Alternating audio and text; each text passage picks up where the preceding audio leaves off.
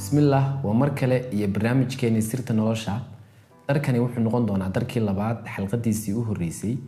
xalqadan waxa aynu ka hadli doonaa mowduuc aynu ula baxnay fahamka ujeedada. ereyga ujeedada haddii aan aad u sii dhuuxno waxaan ka socday ama aan ka sugala soo baxay ereyada lacayna oo ay ka mid yihiin hadafka ama yoolka ama magaranaysa higsiga himilada ereyada lacaynka. waayo haddaan ku raahdo ujeedka aan barnaamijkan ka leeyahay waa waxa iyo waxa,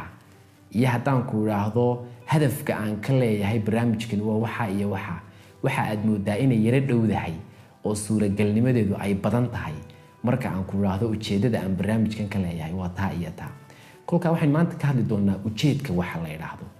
dhalinyaro badan baa aan maqlaa amaba ii timaada oo qof wuxuu qoranayaa waxaan rabaa inaan qoraan noqdo, dibada xoogaa buu qoraal isku dayaya marka dambe qoraaga way hawl badatay qoraalkii iyo waxaan doonayaa in marka abwaan iska noqdo. dadana gabayga iyo wixii isku dayay wuxuu qoray marka dambe waxaan rabaa inaan fanaan noqdo. dabadeed waa maxay ujeedadiisu wuxuu doonayaa inuu wax noqdo, laakiin ujeedada iyo way kala duwan yihiin wax noqoshadu. qofku inuu wax noqdaa waa halkeeda, waa marinka loo maro ujeedada, laakiin ma aha ujeedadii. oo tusaale ahaan haddaan ku idhaahdo waxaan rabaa inaan madaxweyne noqdo, taas waa wax noqosho aan anigu wax isla rabo. laakiin haddaan ku idhaahdo waxaan rabaa inaan cadaaladda wax ka qabto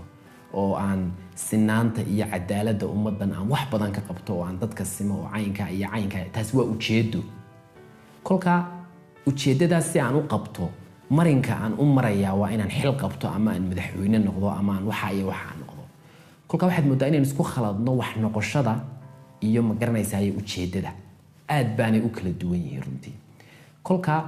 su-aasha meesha imanaysaa waxa weeyaan labada mar kastana waxaa horeysa ujeedada. oo markii adduunyada layna keenayay marka hore intaan layna abuurin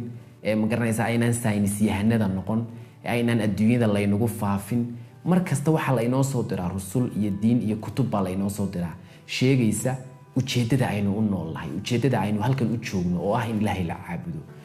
nabiga calayhi salaatu wasalaam xulashadii la xushay intii aanu ma garanaysaa islaamka hogaamin, intii aanu ma garanaysaa futuuxaadka samayn, intii aanu caanka noqon, intii aanu kan iyo keer noqon, marka hore waxaa loo sheegay ujeedadii uu u noolaa, ujeedadii loo xushay oo ah in adduunkan korkiisa ilaah keliya lagu caabudo. kolka qof kasta oo adduunkan wax ka bedelay, cid kasta oo wax noqotay, shirkad kasta oo ma garanaysaa wax soo saar adduunyada kusoo kordhisay, qof kasta oo saameyn ku yeeshay adduunyadani waa qof aan dhaqaaqin ama aan wax noqon ujeedo ka horeysa mooyaane. isagoo ujeedo meel dhigtay oo ay ma garanaysaa vision iyo mission ma garanaysaa meel dhigtay oo ma garanaysaa meel farta ku fiiqday mooyaane waa qof aan dhaqaaqin. laakiin inaga waxaad moodaa marka hore qofku wuxuu sii astaysanaya waxa uu noqonayo isagoon ujeedadiiba meel ku ogaanin.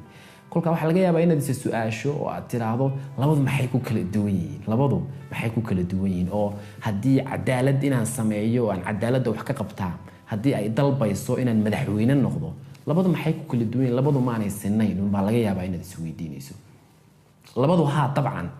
dhan markaad ka eegta way siman yihiin, laakiin markaad aad u dhex gasho labada micno aad bay u kala duwan yihiin. ninbaa maalin ii yimiyo wuxuu igu yidhi wani waxaan rabaa inaan taajir noqdaa baan doonayaa buu yidhi, oo ma garanaysa aan bilyaneer noqdo oo kan markaasaan ku maxaad ku falaysaa markaa inaad waxaasoo lacaga hesho oo taajir noqoto? markaasuu waxaan ku falayaa dee waxaan doonayaa nolol raaxala ku noolaado, gabadh baan ku guursanayaa, guri baan ku dhisanayaa, caynkan iyo caynkan, nolol bilaa warwara oo farxad leh oo caynkana ayaan helayaa buu igu yidhi. markaasaan ku yidhi haddaba aniga ujeedadeedu waxa weeyaan inaan noloshaa farxadda leh helo, inaan helo weeyaan. labadu maxay haddaba ku kala duwan yihiin? labadu waxay ku kala duwan yihiin waxaa laga yaabaa inuu hebelkani lacagta ururiyo oo uu lacag helo oo milyaneer noqdo, dabadeed uu farxadba ku noolaan waayo. ileen ujeedadii rasmiga ahayd muu doorane, wuxuu doortay marinkii loo marayay farxadda. waxaana laga yaabaa marinkaa uu maray inay farxadda geynna weydo oo dhaaxaad arkaysaa islaan yaroo buul ku jirta oo aan maanta waxba cunin, berrina aan meel laba waxba ku ogeyn oo iska farxsan. iyo waxaad arkaysaa dad baabuur iyo guryo iyo dabaqyo iyo military ilaalinayo oo haddana seexan karila oo warwaraya oo kaniin ku seexda baad arkaysaa. marka waxaa laga yaabaa marinkan uu doortay ee lacagta iyo hantida iyo taajirnimada inay farxadaba keeni weydo. marka waxaa dhaantay oo kana caqli fiicnayd inuu marka hore ujeedadiisa ka dhigto farxadda dabeed marinkii uu doono uu u maro ama uu taajirnimo u maro ama uu faqri u maro ama uu xil u maro ama wuxuu doono u maraabay ahayd marka labadu way siman yihiin laakiin way kala fogaalsan yihiin waa laba ujeedo oo kala fog midna waa marin oo waa halka shayga loo maro midna waa ujeedada rasmiga ah haddii aan tusaale kale ku laro oo sheegaya fogaanshiyaha ujeedada iyo ma garanaysaa ay faa'iidada ay leedahay haddii tusaale ahaan aan maanta ku idhaahdo anigu Hargeysaan jooga aan ku idhaahdo waxa aad tegaysaa oo adigu haddaad tegaysa caawa ceeri gaabo 500 kilomitir wax ku dhaweeyaan anna aan ku idhaahdo berberaan tegaya labadeennabana laynoo wada qabtay 2 cisho gudahood waa inaad ku tagtaan anna waa inaan berbere tagaa adna waa inaad ceeri gaabo tagtaa haddii labadeennaba 2 cisho laynoo wada qabto caawa subaxda markay saa waagu u bariyo adigu waa tabaabushaysanaysaa ilaa meel fog baad tegaysaa hor aad u kacaysaa gaari baad raadsanaysaa cunto iyo sahay baad qaadanaysaa ma garanaysaa meel baad sii maraysaa berbere iyo waxan iyo burcayo waad sii wada maraysaa ilaa meel fog baad adigu ku socotahay waad ka dardar badanaysaa kan kale waxa laga yaabaa inuu subaxa iska soo kacayo oo yiraahdo ilaa halkeer uu gaaraya ay gelinka dambe iska soo kacaya waraan waxaan ku tagayaa uu qoonay 2 saac oo 3 saacadood gudahood kolka qofka ka ujeedada fogli weliga iyo Allah uu ka dardar badnaanaya uu ka firfircoon yahay uu ka magaranaysa uu ka fogaal aragsan yahay kolka weliga ay Allah gaari meesid meeshan adigu aad ujeedadaada dhigatay aad isbaarada dhigatay ee aad farta ku fiiqatay isagu libilaabkeed iyo saddex laabkeed buu farta ku fiiqday dabadeed goor hore ayuu diyaar garoobaya marka waa sababta u arkayso qof isdhigtay oo meel iska jiifa oo ujeedadiisuba tahay inuu cuno oo uu cabbo guri uu seexdana uu helo ujeedadiisu waa intaas waa meel dhow midna waxa laga yaabaa in ujeedadiisu tahay dadka baahan ee magaalada jooga iyo dadka faqriga u dhimanaya dadka islaamka caalamka jooga oo dhan inuu wax u qabto oo caawiyo uu ka ujeedo fogiyo qofkaas kolka judhaba yaraanta isku dhaafaysan yaraantu kugu dhaafayaaba isagoo 30 jir laga yaabaa inuu guriga iyo hooyiga iyo cuntadaba helo adiguna waxa laga yaabaa adigoo 40 jir inaad ujeedadaadi gaar ilaa uu ka ujeedo fogaaye caafimaadkan barta anigu marka ardayda qaar baa aad xarfaan u ah fasalkayga dabadeed waxa laga yaabaa anagoo wax badan akhrin mararka qaar inuu isagu naga xariifsanaado uu ma garanaysaa markaasaan ku waniyo heede sidee wax u akhridaa baan ku mid maalin markaasuu markaan anigu wax akhriyayo waxa aan sawirtaa buu oo halkan ii soo istaaga bukaankii aan daweyn lahaa oo waxa aan wax u akhristaaba si aan bukaanka ugu daweeyo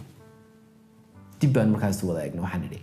warshow anagu sababtaan u afilxilaanahay aan kan u dhaafilaanay waxa weeyaan waxaan wax u akhrinaa si aan imtixaanka u baasno ama aan shahaadadu qaadano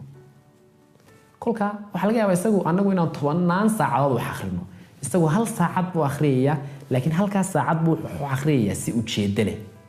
si fogaal aragnimo leh buu wax u akhriyaya si uu sawiranayo bukaankiiba wax u akhriyaya anaguna waxa laga yaabaa in wax akhriyayno si aan imtixaanka ugu baasno kolka uu naga ujeedo fog yahayo markasta uu naga concept weynaanaya uu naga aqoon ballaaranaya waayo waxaanu si ujeedo fog leh u akhriyay kolka aynu nolosheena u noolaano aynu nolol maalmeedkeena u noolaano oo aynu magaranaysaa u kallahano oo aynu u kacano aynu wax u baranno aynu xilka u qabanno aynu wax u cunno oo aynu wax u cabno si ujeedo fog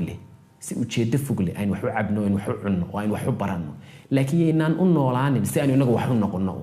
waxaad arkaysaa odayaasha oo dhan baa koonaya anigu xarbaan xildhibaan odayaasheenoo dhan aabayaasheenoo dhan iyo ma garanaysaa dadka inaga waaweyn oo dhan waxa la wada higsanayaa inuu xildhibaan noqdo inuu wasiir noqdo inuu madaxweyne noqdo inuu kan noqdo inaguna waxaynu wada rabnaa inaynu noqono qoraa ama abwaan ama fanaan ama kan waxaad moodaa ujeedooyinkeeniba inay anaaniyad noqotay oo ay tahay in ujeedada gibigeediba in aanu wax noqdo dibad qofka waxa lagu amaanaya qof dhanba waxa lagu amaanaya qofkaasi ujeedu gaarayo wuxuu noqday hebel buu noqday oo imaka sheekh weyn buu noqday oo imaka abwaan weyn buu noqday oo imaka kaasoo noqday laakiin looma eegayo oo qofka halbeeg lagama dhigayo waxa uu qabtay hebelkaasi waxa soo qabtay lagu mar laakiin waxa lagu leeyahay hebelkaasi waa nin meel gaaray imako sheekh weyn buu noqdo abwaan weyn buu noqday garanaysa kolka